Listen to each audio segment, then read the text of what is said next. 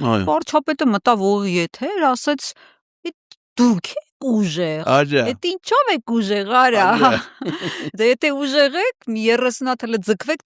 կասեմ էլի, եթե տենամ 30-ատ ուղիղ եթերում ձգվում եք, կասեմ։ Հիմա դուք ձեր արձագանքը սրան որն է, դուք ինչ պրիոմներ եք պատրաստում անել, որ ձեր ուժը տեսնի Ինքը փաշին։ այլընտրանք էլ առաջարկում։ Հա։ Կամ Արհամարեր բառը գրել։ ասեք, ենթադրենք, որն է Իսպանիայի մայրաքաղաքը, հա։ Առանց կողմնակի օգնության, հա։ Դե գիտեք, Իսպանիան հայտնի երկիր է, եւ կարծում եմ, որ շատ մարդիկ գիտեն, որ Մադրիդը Իսպանիայի ինձ թվում է նույնիսկ ինքը կարող է իմանա։ Հա, նույնիսկ։ Որտեւ հայտնի երկիր է, էլի։ Բայց ասենք օրինակ ես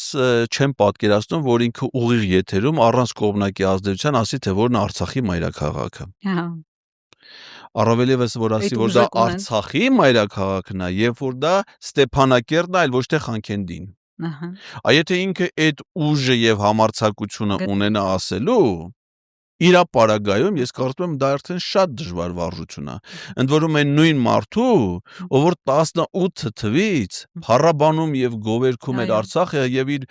բոլոր ուղերձները գրեթե վերջում ավարտում էին կեցցե Արցախի հանրապետությունը բացականչությամբ։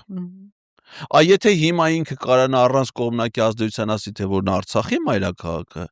դա է ուժի եւ թույլիկության վարժությունը։ Ոչ թե Թե չէ Իսպանիայի մայրաքաղաքը կամ Գերմանիայի կամ Ֆրանսիայի մայրաքաղաքը, դա հեշտ վարժություն է եւ կարծում եմ, որ աշխարհագրության